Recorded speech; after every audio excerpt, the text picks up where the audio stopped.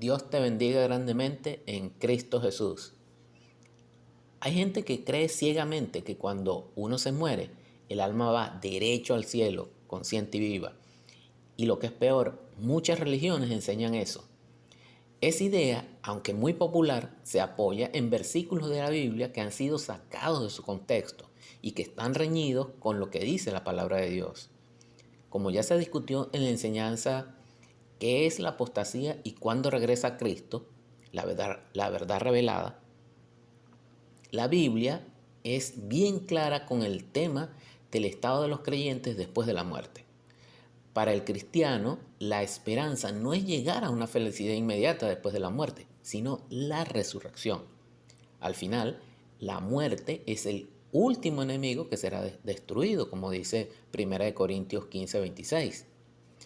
Si uno respeta la verdad de la palabra de Dios y deja que se explique a sí misma, uno puede entender por qué la esperanza del cristiano está en la resurrección y no en un alma que va al cielo.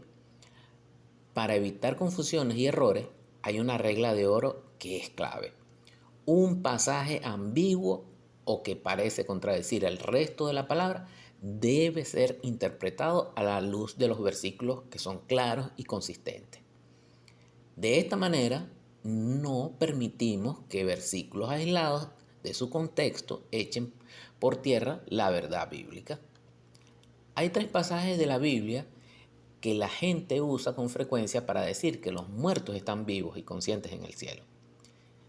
La transfiguración de Jesús, otro es la transposición de Enoc y el tercero cuando Pablo dice que quiere partir y estar con Cristo.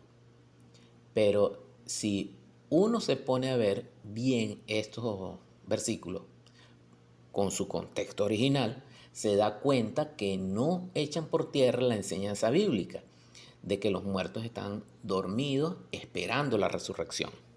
El relato de la transfiguración en Mateo 17, 1 al 9 es uno de los pasajes más utilizados para argumentar que los muertos están vivos.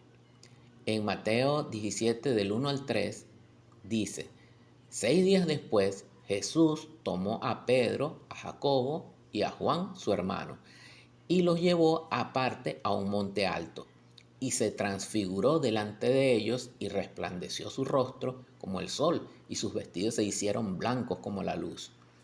Y he aquí les aparecieron Moisés y Elías hablando con él. A primera vista, uno podría pensar que esto es la prueba de que Moisés y Elías, que habían muerto hace siglos, estaban vivos y conscientes en el cielo.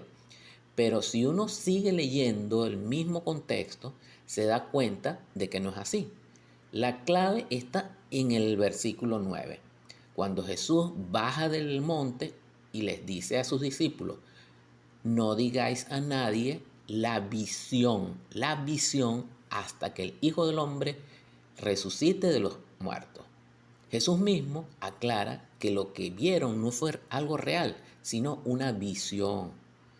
En griego, la palabra aparecieron es optomai, que significa ver como una visión, y es distinta a la palabra blepo, que es para ver físicamente con los ojos.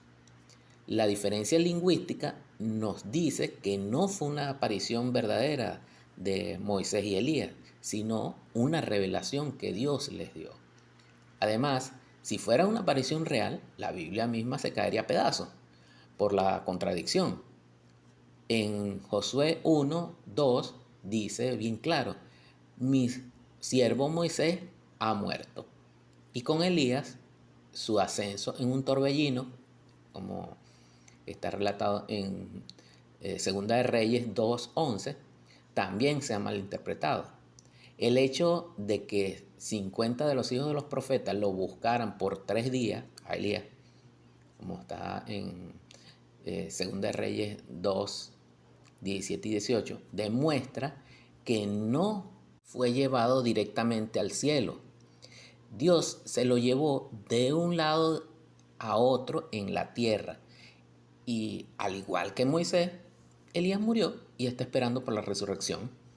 La transfiguración fue entonces una visión que confirmó que Jesús era el Mesías y no una prueba de que los muertos están conscientes, de que los muertos están vivos. Otro argumento común que usa la gente es la transposición de Enoc en Hebreos 11:5, que dice: por la fe Enoc fue traspuesto para no ver muerte y no fue hallado porque lo traspuso Dios, y antes que fuese traspuesto tuvo testimonio de haber agradado a Dios. Muchos dicen que Enoc no murió, sino que fue llevado directamente al cielo, como prueba de que después de morir vamos a vivir allá. Pero la palabra traspuesto significa transportado o trasladado de un sitio a otro. No que se lo llevaron hacia arriba, hacia el cielo, no. Si usted sigue leyendo el mismo capítulo 11 de Hebreos, donde se habla de Enoc, también se habla de Noé, de Abraham y de Sara. Y en el versículo 13, después de nombrar a todos estos héroes de la fe, dice, claro raspado, como dice mi mamá, murieron todos estos. La Biblia es clara, todos murieron. Así que Enoc también está muerto. Su transposición no fue para darle una inmortalidad inmediata, sino un favor que Dios le hizo para que él no tuviera que ver la muerte de sus seres queridos. Él fue llevado de un lugar a otro en la misma tierra para que no viera la muerte, para no ver muerte de la gente que quería, no para que él mismo no muriera. Y con respecto a la nube de testigos de Hebreos 12:1, no es que esos héroes están viéndonos desde allá del cielo como si se tratara de una película del Rey León. No, no. Su ejemplo de fe es un testimonio que nos inspira y nos anima a seguir adelante. La creencia que ellos tuvieron, incluso hasta la muerte, es la que nos sirve de inspiración. El tercer argumento se basa en lo que dijo el apóstol Pablo en Filipenses 1:23. Tengo deseos de partir y estar con Cristo, lo cual es muchísimo mejor. Mucha gente interpreta esto como que cuando uno se muere va inmediatamente al cielo a estar con el Señor. Pero esta interpretación otra vez le quita el contexto al versículo y contradice la enseñanza central de Pablo sobre la resurrección. El punto principal de Pablo en ese pasaje de Filipenses es el progreso del Evangelio, no lo que le iba a pasar a él. A lo largo del capítulo, el énfasis está en que se predique a Cristo. Para Pablo, vivir es Cristo y morir es ganancia, porque de las dos maneras se exalta a Cristo y el Evangelio sigue su curso. Si usted lee los versículos de Filipenses 1, del 12 al 27, se va a dar cuenta de esta gran verdad. El contexto es el progreso del Evangelio, menos el versículo 23, porque el versículo 23 es como un paréntesis, una inserción para enfatizar un punto. Para entender la secuencia correcta, entonces, usted tendría que leer el versículo 24 inmediatamente después del versículo 22. Además, cuando Pablo dice, estoy puesto en estrecho, sunejo en griego, en el versículo 23, se refiere a que está como restringido, limitado por las circunstancias. Pablo se veía ante tres opciones. Una, que el evangelio avanzara mientras él estaba en prisión. Dos, que el evangelio avanzara si él estaba afuera con los creyentes. Y tres, partir y estar con Cristo, lo cual es muchísimo mejor que las otras dos opciones. Esa tercera alternativa no es la muerte en sí, sino la parusía, es decir, el retorno de Cristo. La palabra partir, analuo, en el versículo 23, se usa en otra parte de la Biblia, en Lucas 12:36, y se traduce como regresar o volver. Pablo anhelaba tanto estar con Cristo en la parusía que en 1 Tesalonicenses 4:17 él mismo se incluyó entre los que iban a estar en el regreso de Cristo estando vivos en ese momento. Así que la mejor opción para Pablo no era ni vivir ni morir por el Evangelio, sino ser transformados en su cuerpo inmortal cuando Jesucristo retornara.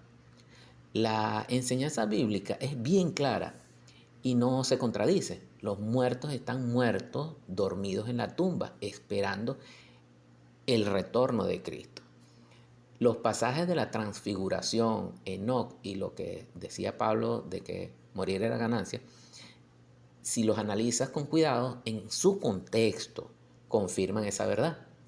La esperanza del creyente no es irse al cielo una vez que se muere, sino la promesa de la resurrección cuando Jesucristo vuelva, que es cuando seremos transformados para estar con el Señor para siempre. Entender esto no le quita la esperanza al cristiano, sino que le hace más fuerte, porque le centra en el evento más importante de nuestra fe, la segunda venida de nuestro Señor Jesucristo. Bueno, y para terminar, la cuestión no se trata de si eres bueno, vas para el cielo, o si eres malo, vas para el infierno. No, la cuestión es confesar al que salva, a Jesucristo como Señor, creyendo que Dios le levantó de los muertos, que Dios no lo dejó allí, en la tumba, que Él está vivo y Él te puede ayudar a que Dios haga el milagro de los milagros y serás salvo de la ira venidera. De tal manera que cuando nuestro Señor Jesucristo retorne, serás transformado en un nuevo cuerpo espiritual. Y en ese momento, solo en ese momento, entonces nos reuniremos con Cristo. Y no nada más con Cristo, sino que también con todos esos seres queridos nuestros que durmieron en Él. Esa es nuestra esperanza. Eso es lo que esperamos con fervor. Esa nueva vida que Dios nos da por medio de nuestro Señor Jesucristo.